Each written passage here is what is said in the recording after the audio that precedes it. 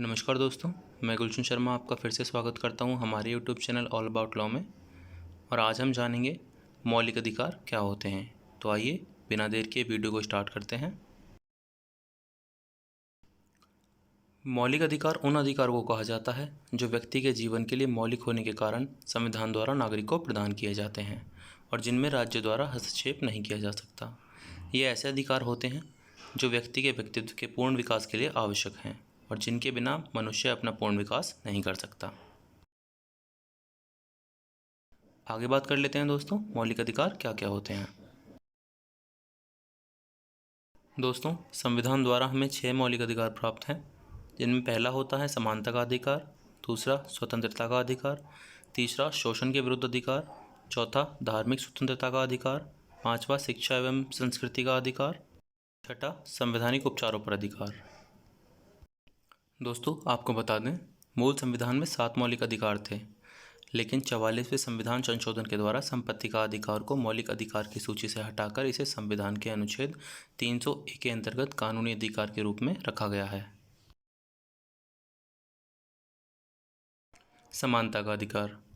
दोस्तों, अनुच्छेद 14 से 18 के अंतर्गत निम्न अधिकार कानून के समक्ष समानता संयुक्त राज्य अमेरिका के संविधान से उद्धृत है। कानून के समक्ष समानता जाति, लिंग, धर्म तथा मूलवंश के आधार पर सार्वजनिक स्थानों पर कोई भेदभाव करना इस अनुच्छेद के द्वारा वर्जित है, लेकिन बच्चों एवं महिलाओं को विशेष संरक्षण का प्रावधान है।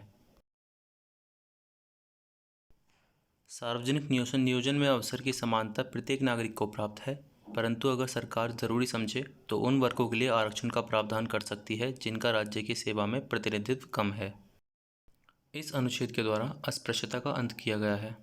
अस्पृश्यता का आचरणकर्ता को 500 रुपये जुर्माना अथवा 6 महीने की कैद का प्रावधान है। यह प्रावधान भारतीय संसद अधिनियम 1955 द्वारा जोड़ा गया। इसके द्वारा ब्रिटिश सरकार द्वारा दी गई उपाधियों का अंत कर दिया गया। सिर्फ शिक्षा एवं रक्षा में उपाधि देने की परंपरा कायम रही। स्वतंत्रता का अधिकार। अनुच्छेद 19 से 22 के अंतर्गत भारतीय नागरिकों को निम्न अधिकार प्राप्त हैं: वाक स्वतंत्रता आदि विषयक कुछ अधिकारों का संरक्षण, जमा होने, संघ या यूनियन बनाने, आने जाने, निवास करने और कोई भी जीविकोपार्जन एवं व्यवसाय करने की स्वतंत्रता का अधिकार, अपराधों के लिए दोष सिद्धि के संबंध में संरक्षण, प्राण और दैहिक स्वतंत्रता का संरक्षण, कुछ दशाओं में गिरफ्तारी और निरोध से संरक्षण। इनमें से कुछ अधिकार राज्य की सुरक्षा, विदेशी राष्ट्रों के साथ भिन्नतापूर्ण संबंध, सार्वजनिक व्यवस्था, शालीनता और नैतिकता के अधीन दिए जाते हैं। शोषण के विरुद्ध अधिकार। अनुच्छेद 23 और 24 के अंतर्गत निम्न अधिकार वर्णित हैं: मानव और दुर्व्यापार और बाल श्रम का प्रतिषेध, कारखानों आदि में 14 वर्ष तक के बालकों के नियोजन का प्रतिषेध, किसी भी प्रकार का शारीरिक और मानसिक शोषण प्रतिषेध। धर्म की स्वतंत्रता का अधिकार।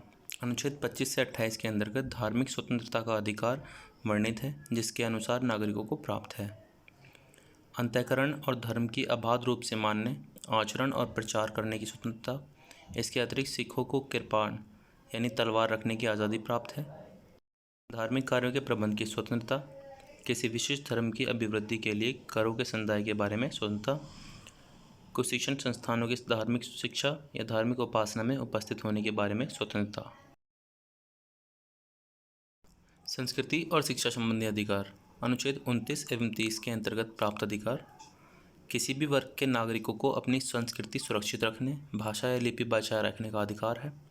अल्पसंख्यक वर्गों के हितों का संरक्षण, शिक्षा संस्थानों की स्थापना और प्रशासन के अल्पसंख्यक वर्गों का अधिकार। दोस्तों, अंतिम इसमें होता है संवैधानिक उपचारों का अधिकार।